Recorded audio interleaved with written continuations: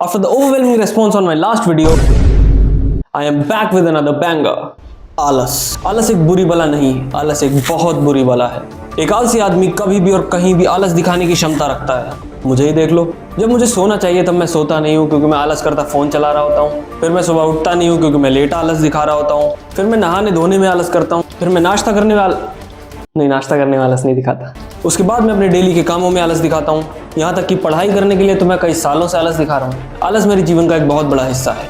ये मेरे हर काम में साथ देता है, उसमें बाधा डाल के। मैं कुछ भी करने से पहले थोड़ा सा आलस दिखाना नहीं भूलता। चाहे उठ के पानी लेना हो या कॉलेज जाना हो, जब तक थोड़ी सी उम्र नहीं बढ़ जाती मैं उस काम को अंजाम नहीं देता। मैं इतना बड़ा आलसी हूँ कि अगर आलस एक ओलंपिक स्पोर्ट होता तो मैं इंडिया के लिए गोल्ड नहीं लाया होता, क्योंकि मैं घर पे बैठा आलस दिखा रहा होता। तो दोस्तों, आज हम जानेंगे आलस क्या है, क्यों है, इसके कारण और निवारण।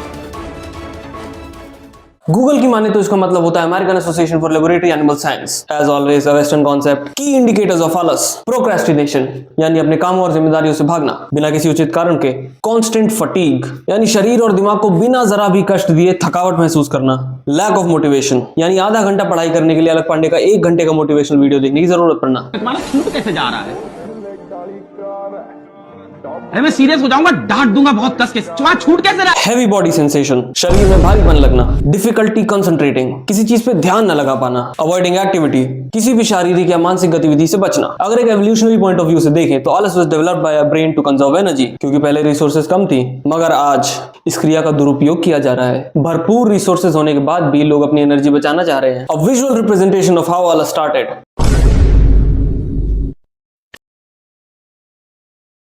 आइए जानते हैं कि आलस के बारे में जनता की क्या राय है।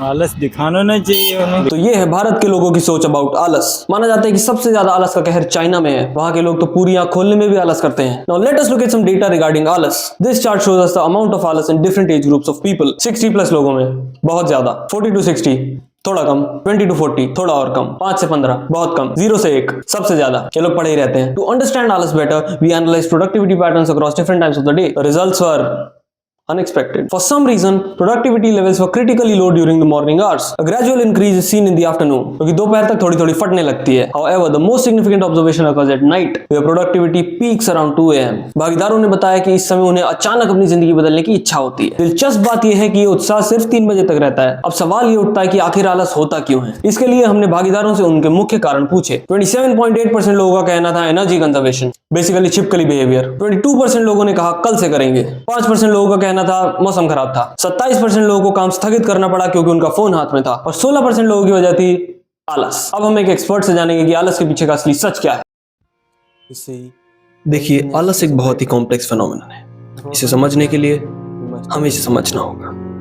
हमारी 2 रातों की एक्सटेंसिव रिसर्च के बाद मैं और मेरी टीम इस निष्कर्ष पे पहुंचे हैं कि आलस अक्सर व्यक्ति तब करता है जब उसे कुछ काम करने का मन ना हो,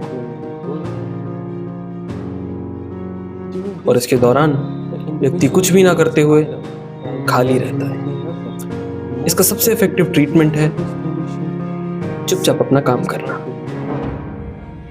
क्योंकि at the end of the day ends. Basically साथियों, इस रैपर का नाम है दीप कालसी, और मैं और आप हमेशा रहेंगे आलसी.